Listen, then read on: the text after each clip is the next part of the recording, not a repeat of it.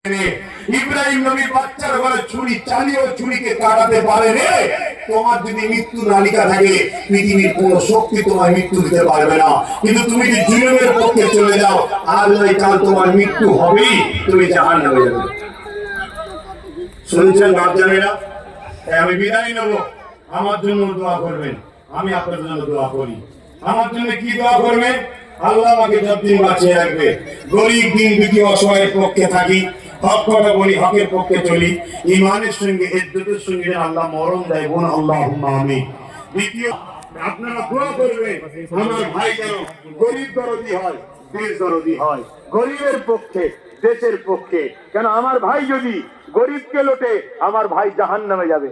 আমার ভাই যদি দেশের বিরুদ্ধে যায়, আমার ভাই জাহান্নামে যাবে। আমি বড় ভাই হয়ে ছোট ভাই জাহান্নামে যাক, এটা চাই না। আপনারা চান? চান। কিন্তু দেশ ও দেশবাসীর সেবা করা মহান নেকির কাজ। রাসূলুল্লাহ 10 বছর করে দুনিয়ার মানুষকে শিখিয়েছে। আমার ভাই যদি সততার সঙ্গে করে, গরিবের জন্য করে, দেশের জন্য করে, সে রাসূলুল্লাহ সুন্নাত পাবে, গরিবের দোয়া আশীর্বাদ পাবে। তাই হিন্দু হোক, আদিবাসী হোক, সাঁওতাল হোক, বাগদি হোক, খ্রিস্টান হোক, মতুয়া হোক, শিখ হোক, পাঞ্জাবি হোক, কোন ধর্ম দেখলে হবে না। নেতা হয় পূজার জন্য, ধর্মগুরু নেতা নয়, ধর্মগুরু ধর্মের হয়। নওশাদ